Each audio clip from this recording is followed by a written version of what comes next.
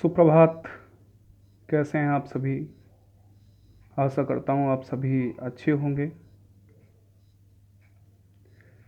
एक बार पुनः मैं अमित सिंह जीएसएम कॉलेज के माध्यम से आज आपके लिए पुनः एक वीडियो लेकर आया हूँ।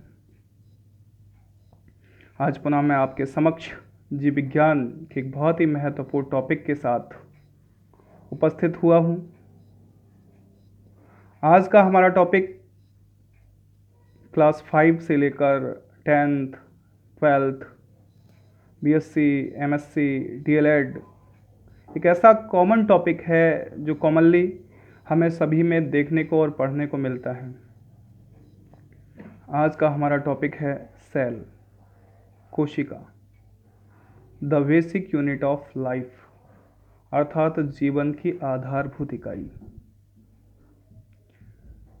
देखिए, कोशिका के संबंध में कहानी है और वास्तव में जितने भी विज्ञान हैं, अगर हम उन्हें कहानी के नज़रिए से देखें तो उन्हें समझना बहुत आसान हो जाता है।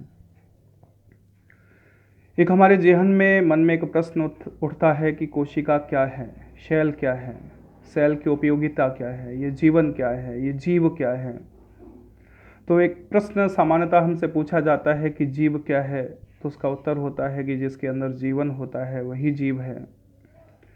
फिर हमसे प्रश्न पूछा जाता है कि जीवन किसके अंदर है, तो विज्ञान के माध्यम से हमें उत्तर मिलता है कि जीवन उसी के अंदर है जिसके अंदर कोशिका है। फिर जेहन में प्रश्न उठता है कि जिसके अंदर कोशिका है, जीवित कोशिका है, उसी के अंदर जीवन क्यों है। ऐसा कोशिका के अंदर क्या है, ऐसी कोशिकाओं के अंदर क्या खासियत है जो कोशिकाओं के माध्यम से ही समस्त जीवधारी अपने जीवन की कल्पना कर सकते हैं या जीवित रह सकते हैं। कोशिकाओं का इतिहास क्या है, कोशिकाएं हैं क्या, कोशिकाओं की खोज किस तरीके से हुई, सबसे पहले कोशिकाओं को किसने देखा, सबसे पहले कौन सी कोशिकाएं खोजी गई थी, कोशिकाएं क्या हैं। तो इन सभी सवालों को लेकर आज हम बातचीत करेंगे। सामान्यतः हम जीवन में जहाँ भी देखते हैं, प्रकृति में जहाँ भी देखते हैं, हमें डाइवर्सिटी दिखाई देती है, विभिन्नताएं दिखाई देती हैं।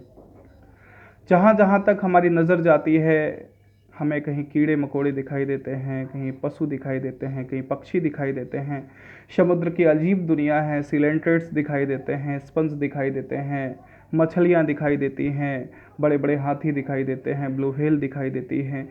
बहुत सारी डाइवर्सिटी है, बहुत सारी विभिन्नताएं हैं। आप जहाँ भी देखेंगे आपको अलग ही नज़ारा दिखाई देगा। ये विभिन्नताएं क्यों हैं, एक छोटी सी कहानी आपको सुनाते हैं। आप सुबह मॉर्निंग वॉक के लिए निकले, आप घर से बाहर निकले तो सुबह आपको एक घर दिखाई दिया, बड़ा सा बंगला दिखाई दिया। आपने देखा, आपको पता लगा ये किसी एमएलए का घर है, 5-6 मंजिल हैं, बाहर सिक्योरिटी गार्ड खड़े हुए हैं। आप थोड़ा और आगे बढ़े, उसके बाद थोड़ा आपको 2 मंजिला घर दिखाई दिया। आपने कहा ये तो शर्मा अंकल जी का घर है। फिर और थोड़ा आगे बढ़े, आपको एक झोपड़ी दिखाई दी। फिर और आगे बढ़े, आपको एक हॉस्पिटल दिखाई दिया। तो आप जैसे जैसे आगे बढ़ते चले जा रहे हैं तो आपको डाइवर्सिटी दिखती जा रही है, विभिन्नताएं दिखती जा रही हैं। तो आपने एक जगह रुककर देखा कि विभिन्नताएं बहुत सारी हैं। कोई 4 मंजिला है, कोई 2 मंजिला है, कोई झोपड़ी है और कोई हॉस्पिटल है। लेकिन एक चीज़ सभी में कॉमन थी। कॉमन क्या था कि सभी घर ईंटों के बने हुए थे। सभी घर ईंटों के बने हुए थे, चाहे वो 4 मंजिल हो, चाहे वो बंगला हो, चाहे सामान्य घर हो या झोपड़ी हो। आपने एक खास चीज़, एक कॉमन चीज़ सभी में देखी कि सभी में कहीं ना कहीं ईंटों का समावेश किया गया था, ईंटों का ही निर्माण सभी में हुआ था। तो ऐसे ही अगर हम अपनी बॉडी की बात करें या इस सृष्टि की विविधता की बात करें, प्रकृति की विविधता की बात करें, तो प्रकृति में आप देखेंगे कि जीवधारी की संरचनाएं अलग हैं, उनके आकार अलग हैं, उनके परिमाप अलग हैं, उनकी उम्र अलग है, उनका लाइफ स्पान अलग है। लेकिन एक चीज़ कॉमन है, सभी किसी न किसी इकाइयों के बने हुए हैं, किसी न किसी यूनिट्स के बने हुए हैं। और वो ईंटें, वो यूनिट्स सभी में एक तरीके की ही हैं। तो उन यूनिट्स को हम सेल कहते हैं, कोशिका कहते हैं। तो एक सामान्य भाषा में, एक सामान्य परिभाषा में हम लोग कह देते हैं the basic unit of life is commonly known as cell, अर्थात जीवन की आधारभूत इकाई कोशिका होती है। अर्थात जहाँ से जीवन का प्रारंभ होता है। अगर हम थोड़े प्राचीन काल की बात करें और हम एक प्रश्न पूछें, यदि अपनी आपसे प्रश्न पूछे कि किसी जीवित पदार्थ और किसी मृत व्यक्ति में अंतर क्या है, यदि ये प्रश्न मैं अपनी मम्मी से पूछूं तो वो इसका उत्तर देगी कि जो जीवित व्यक्ति होते हैं उनमें आत्मा होती है और जो मृत व्यक्ति होते हैं उनमें आत्मा नहीं होती।